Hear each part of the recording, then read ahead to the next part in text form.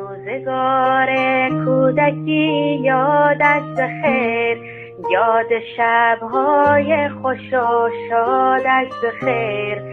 زندگی مثل سلامی ساده بود، زندگانی صبح و شامی ساده بود. سفره نان و پنیری داشتیم، در نداری چشم سیری داشتیم. وقت بخشش دست ما لرزش نداشت، مال دنیا اینقدر ارزش نداشت. آدما تاب و تحمل داشتند، بر خدا خیر